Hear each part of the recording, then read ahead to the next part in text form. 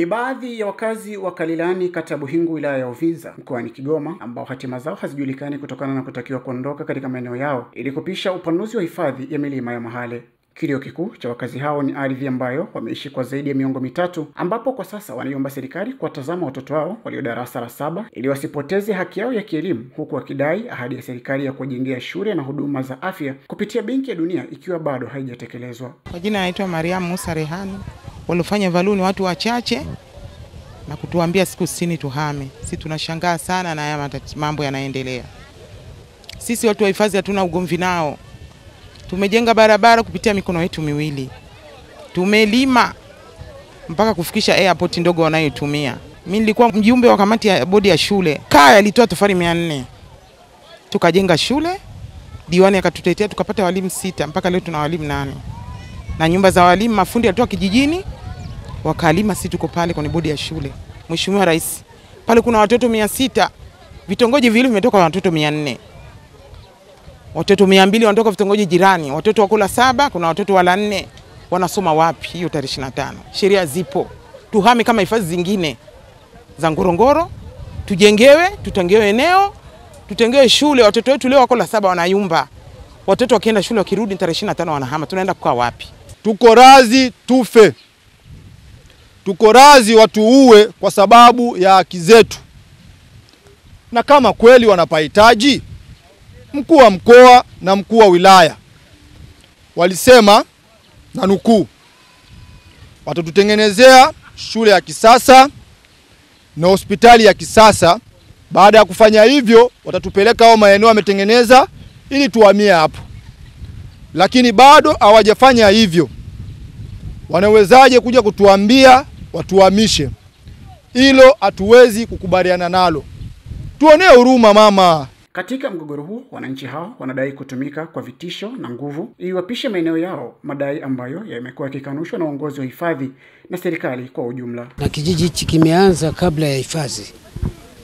Hifadhi ya milima Mahale imetukuta sisi hapa.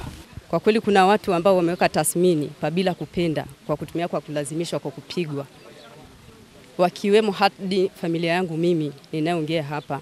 Mama, mtoto wangu alipigwa hadi akakamatwa na kwenda kutupwa Central Mgambo. Nimemfuatilia kule, amekombolewa kwa gharama kubwa. Kumbe nikiwa mimi mwananchi wa Kalilani tumeishi hapa bila amani kwa sababu ya kuwekewa tathmini tuondolewe ndani ya kijiji hiki. Hatujajua sehemu gani tutakapokwenda. Kumbe tunaomba mama uweze kutusaidia kabla tarehe 25, ukiwa ni mzazi wetu uweze kutusaidia kwa sababu ya pambano kama hili. Tumeishi hapa Kalilani bila amani wala furaha kwa kweli, tukiwa na familia. Mpaka dakika za leo mama yangu tunakuomba utusaidie. Mgogoro huu umedumu kwa zaidi ya miaka 30, wananchi hao wakidai kijiji chao kusajiliwa kwa nambari za usajili KGM 182 09003026 tangu mwaka 1995, huku uongozi wa mamlaka hifadhi ya TANAPA ukisema walivamia mipaka eneo la hifadhi iliyoanzishwa na serikali kupitia tangazo namba 263 mwaka 1985. Mwenyekiti wa Kalilani anaiomba serikali kusikiliza vilio vya wananchi hao ili kufikia mwafaka wa mgogoro huo. Kijiji cha Kalilani kipo nje ya hifadhi, hakipo ndani kama kinavyolalamikiwa na watu wa hifadhi. Sambamba na hilo, baada ya TAMISEMI kuwa umetoa waraka mwaka 2024 tarehe 16 Septemba, mkurugenzi wa halmashauri ya wilaya Uvinza aliviandikia vijiji vyote ambavyo vinatakiwa vifanye uchaguzi, ikiwemo ni pamoja na kijiji cha Kalilani na vitongoji vyake 4. Barua tulipokea kutoka kwa mkurugenzi wa halmashauri ya wilaya Uvinza na vitongoji hivyo vimefanya uchaguzi, na mpaka sasa ina wenye viti wa vitongoji hivyo 4 na mwenyekiti wa kijiji. Lakini sambamba na hilo, tarehe 25 mwezi wa kwanza mwaka 2025, msemaji mkuu wa serikali Gerson Msigwa alikuwa anazungumza manufaa ya uwekezaji wa utalii akiwa Bunda. Akazungumza namna ambavyo serikali ilivyowekeza kwenye swala la utalii, lakini akazungumza kwa namna ambavyo maeneo ambayo yalikuwa yanawapa shida baada ya matamko kuwa yaondolewe aliyataja, lakini pia katika maeneo ambayo aliyataja yenye mgogoro sugu na maarufu, ikiwemo pamoja na kijiji cha Kalilani dhidi ya hifadhi ya milima ya Mahale, alizungumza yeye kwamba migogoro ile imekwisha. Rai yetu sisi wananchi, mimi kama mwenyekiti kwa Mama Samia Suluhu Hassan, nyakati hizi nyakati za uchaguzi, serikali ni sikivu na serikali ituone huruma. Kalilani ni kijiji halali.